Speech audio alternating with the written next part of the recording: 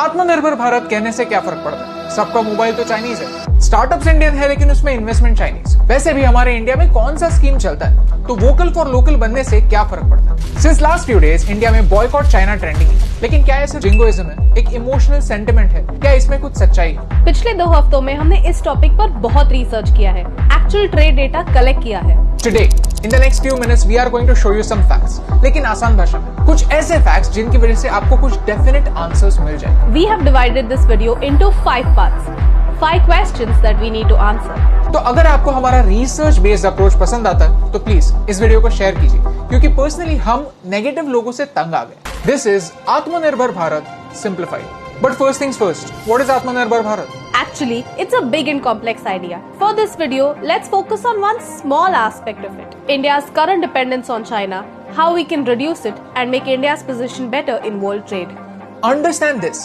China के साथ exactly problem क्या है? प्रॉब्लम है ये नंबर 50 बिलियन। ये है हमारा trade deficit, total imports minus total exports. Our total imports from China are 5 times more than our exports. Okay, so ये difference क्यों है? One big reason is dumping. Let me simplify that for you. China एक बड़े market के needs को identify करता है, फिर कोई एक प्रोडक्ट ओवर सप्लाई करता है और सप्लाई ज्यादा होने की वजह से प्राइसेस इतने कम हो जाते हैं कि लोकल मैन्युफैक्चरर्स compete ही नहीं कर पाते। And when China has no competitors, it starts selling at an even higher price than before, recovering all the previous losses. और ये हम नहीं कह रहे, ऑलरेडी इंडिया में चाइना के अगेंस्ट इन्वेस्टिगेशन चालू। And not just India. In the US, China wants to capture the entire steel market. Even the US is worried about dumping by China. And on the other hand, China दूसरे countries को अपने market में enter करने नहीं देता। इसके कुछ reasons ये हैं, इनके बारे में डिटेल में कभी बाद में बात करें। गवर्नमेंट खुद चाइनीज प्रोडक्ट्स को बैन क्यों नहीं करती? It's simple, WTO world trade organisations के कुछ रूल्स हैं जिनकी वजह से आप किसी भी कंट्री से इंपोर्ट्स को आउटराइट बैन नहीं कर सकते। There is one method called import substitution method. In this method, we identify one type of import from China and try to find another country that will supply us the same product. Obviously, this can't happen overnight. Okay, so outright ban करना impossible है, लेकिन हमारे market को self sufficient बनाना possible है ताकि Chinese products की जरूरत ही कम हो। And that is what India is trying to do. आपके घर का एग्जांपल लेते हैं, toys. This market is worth 4,500 crore rupees and almost 80% of the toys come from China. India has a huge population and 1/3 of this population is below 15 and China knows that. Problem ये नहीं है कि toys ज्यादा है, problem ये है कि ये टॉयज सेफ नहीं है। 67% of all the toys imported from China were unsafe for children और इसकी कॉस्ट इंडियन टॉय मेकर्स को बेयर करनी पड़ती है। पिछले 5 सालों में 10 में से 4 इंडियन टॉय मेकर्स को अपना बिजनेस बंद करना पड़ा।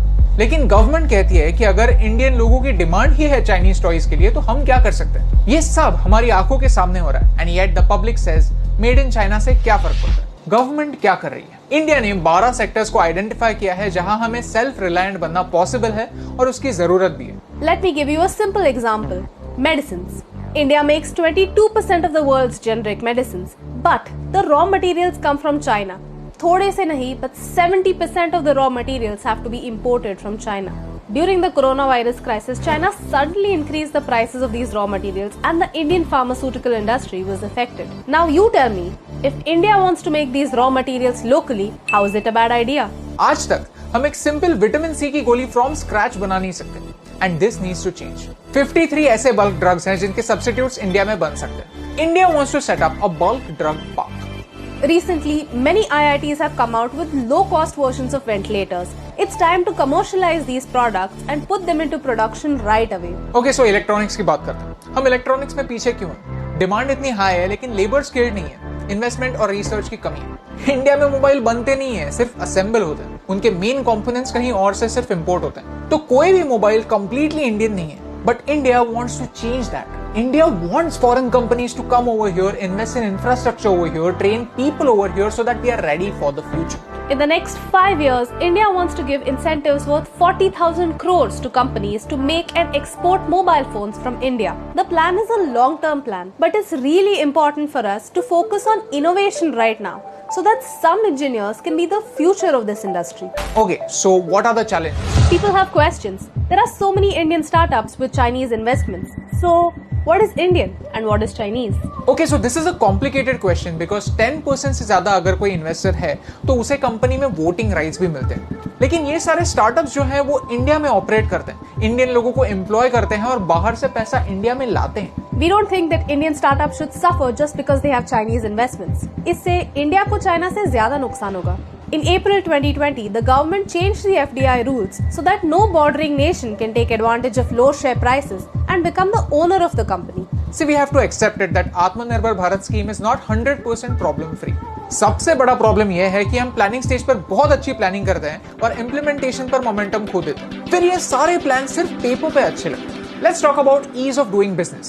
India is 63rd in ease of doing business. एक रेस्टोरेंट खोलने के लिए भी 11 अलग अलग लाइसेंसेस लगते हैं। इंडिया का माहौल जो है वो बिजनेस के लिए उतना फ्रेंडली नहीं है। 56 companies shifted out of China because of the US-China trade war. How many came to India?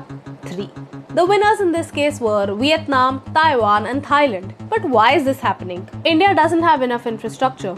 Cost of transport is high, property is expensive, lack of warehousing, expensive power, complicated labor laws. All this drives companies away.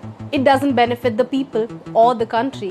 Let's talk about free trade agreements. एक country दूसरे country के साथ एक mutually beneficial contract करती है। वो कहती है कि आप हमारे XYZ प्रोडक्ट्स लीजिए और उस पर ड्यूटी मत लगाइए और हम आपके XYZ प्रोडक्ट्स लेते हैं और उनको ड्यूटी फ्री रखते हैं। Vietnam has taken advantage of free trade agreements so that it can export clothes to Europe without paying any customs duty. India pays 9.6%. India has to make sure that we don't lose out to other countries who are waiting to take advantage of the anti-China sentiment. We don't need inflated numbers, we need a practical roadmap.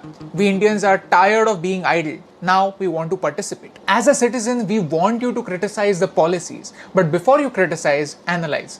अगर आपके पास कोई solutions है, तो please हमें comments में बताइए। Okay, so हम क्या कर सकते हैं? Chinese products हर कोई यूज करता है, तो मेरी चीनी कम करने से क्या फर्क पड़ता है? Right now, आपका फोन Chinese ब्रांड का होगा, तो क्या आपको वो फोन फेंक देना है? बिल्कुल नहीं। आज काफी सारे चाइनीज फोन्स इंडिया में मैन्युफैक्चर हो रहे हैं। इससे चाइना को तो प्रॉफिट होता ही है, लेकिन इंडिया में जॉब्स जनरेट होती हैं। And that's more important at this point of time. In 2014, we had only 2 mobile manufacturing units. Right now, we have more than 268. Reality ये है कि आज इंडिया प्रोसेसर्स और मदरबोर्ड्स नहीं बना सकता। One day we will reach there. Let's talk about mobile phones then. Usually, ये बात सुनने पर हम इंडियंस डिस्करेज हो जाते हैं, क्योंकि हम सोचते हैं कि सिर्फ 2 सिनेरियो होते हैं, वर्स्ट केस सिनेरियो और बेस्ट केस सिनेरियो। लेकिन एक्चुअली इन दोनों सिनेरियोस के बीच में एक यूज केस सिनेरियो भी होता है जो एक्चुअल रियलिटी बनता है। हम ट्राई करेंगे 100% मार्क्स लाने के लिए, लेकिन अगर 85% मार्क्स आते हैं तो उसे फेलियर नहीं मानेंगे। हम क्या कर सकते हैं? Footwear. India is paying 2,548 crores to China for the chappals that you're wearing. Toys. India is paying 2,775 crores to China for the toys your kids play with. Furniture. India is paying 6,248 crores to China for the chair that you're sitting on right now. इनके alternatives India में हैं, लेकिन क्या फर्क पड़ता है? कोई भी चीज खरीदते वक्त हम सिर्फ प्राइस टैग देखते थे, लेकिन अब से हम 2 और चीजें देखेंगे। ब्रांड कौन सा है और प्रोडक्ट एक्चुअली मैन्युफैक्चर कहाँ हुआ है। Our method is if it's a Chinese brand made in China, then red signal. Wait for it and ask yourself whether you actually need it. Indian brand made in China, Chinese brand made in India, yellow signal. यानी आपको 1 second के लिए pause करना है और alternatives ढूंढने की कोशिश करनी है। Of course, अगर पॉसिबल ही नहीं है तो go ahead and buy it. An Indian brand made in India, green signal. लोग कहते हैं कि मोबाइल एप्स डिलीट करने से क्या फर्क पड़ता है?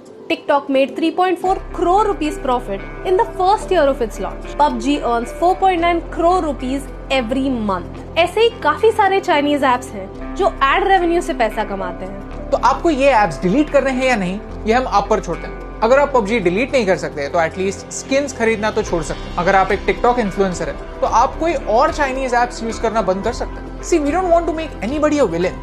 हमें सिर्फ आपको ये बताना है कि आप आपकी तरफ से कुछ ना कुछ करने की कोशिश कर सकते हैं, क्योंकि एक क्रिकेट मैच तो प्लेयर्स खेलते हैं, फिर ऑडियंस के चीयर करने से या ना करने से क्या फर्क पड़ता है। अगर आपको भी ऐसा लगता है तो ताइवान के इस गेम का एग्जांपल लीजिए। सोशल डिस्टेंसिंग के टाइम पर जब एक्चुअल ऑडियंस नहीं था तो ऐसे आर्टिफिशियल ऑडियंस क्रिएट किया, उनका आवाज प्ले किया ताकि प्लेयर्स को ऐसा लगे कि उनके खेलने से किसी को तो फर्क पड़ता है। और हमने इस पावर को खुद देखा है गुजरात की स्पेशलिटी पटोला पहनने पर, लद्दाख में होम स्टेज में रहने के बाद, जर्मनी में थैंक यू के बजाय दांग का बोलने पर लोकल्स के चेहरे पर जो स्माइल आती है, वो स्माइल किसी भी डेटा से बड़ा प्रूफ है कि लोगों को एनकरेजमेंट की वैल्यू होती है। मुझे वोकल फॉर लोकल का मीनिंग यही लगता है कि हमें हमारी एक्शंस से इस स्माइल को इंडिया में वायरल करना है। अगर आप में से 1% लोगों तक भी ये मैसेज पहुंचा तो आई थिंक ये वीडियो सक्सेसफुल है, क्योंकि एक के करने से क्या फर्क पड़ता, लेकिन एक के करने से बहुत फर्क पड़ता। और इन दोनों लाइंस में सिर्फ एक का फर्क है, and that's the reason why फर्क पड़ता है।